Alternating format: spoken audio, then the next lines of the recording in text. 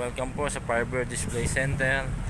Ang available po natin ngayong unit ay gasoline engine po. Ang body po niya is pure stainless po, all stainless po, pati flooring. Sidings and flooring po is stainless na po siya. Ang makina po niya is 4K na 4 speed. Ang gulong po niya is size 13 185 70 13. Naka mag wheels na po siya na 4 stud. Ayan. Ayan. Ito po yung engine po ng 4K.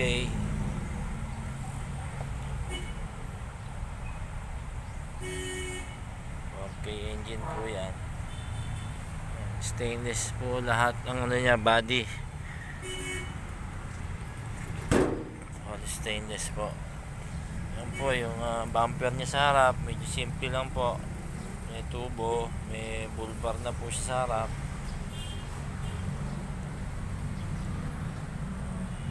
Yan po, all stainless po yung sidings niya, yung side po niya, yan, naka stainless na po yan.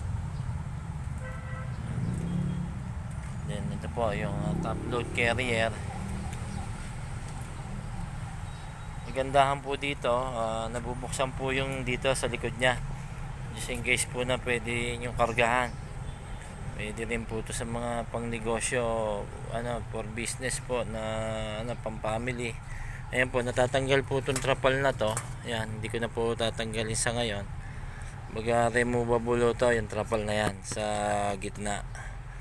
Then yung tire holder po niya, kung makapansin niya, yun po yung pinakabisagra ng roll na tire holder na tubes, stainless tube.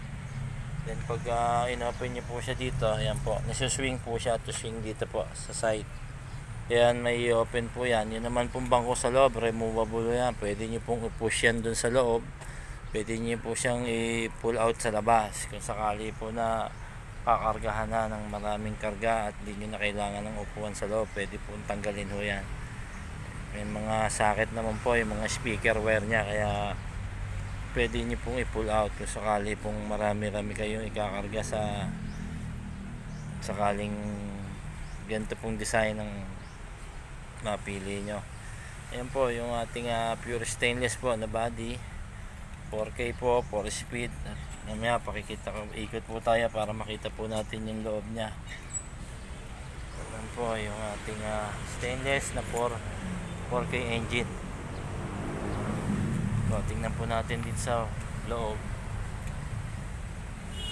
Ayan, naka stainless na rin po yung dashboard niya.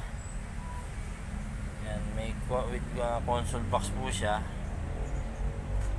Ito po yung car stereo po niya is may lock po siya. Ayan po yung car stereo sa loob. May cover po siya for safety po sa pwede nyong maiwan sa mga parking lot.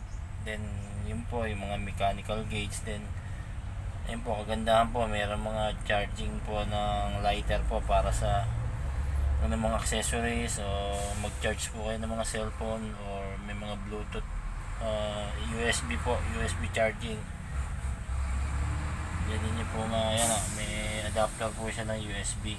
Then sa mga lighter po, kung mayroong, pwede din kayo maglagay ng dashcam. Yan po, pwede nyo i-charge. Yan, naka leather seat na po yung 2-seater nya. Yan, may armrest po dito sa part ng driver side. Yan, yung seat belt po nya, seat belt. Yan po yung space nya sa loob. Yan. Siguro sa side tiglalawang tao pwede mo po sa kabilaan sa side. Kung alisin niyo po yung armrest, removable naman po yung mga armrest po ng back seat. Pwede rin po magamit kung talagang uupuan, mga abot po ng tigatlo both side, tsaka 2 or 3 po sa bandang gitna. Yan po yung speaker at tsaka tweeter sa ibabaw po ng back seat baffles po. Then yan po yung sinabi nga po sa inyo, stainless po lahat, pati flooring. Yan po yung flooring niya, stainless po yan. dito po sa gawing harapan. Ayan po, all stainless po yung body nya. Kaya ito po yung ating gasoline engine, 4K 4 speed, pure stainless po ang body. Ayan. Hanggang sa muli po, hanggang sa susunod po muli nating mga video. Maraming po salamat sa inyo at God bless po sa ating lahat.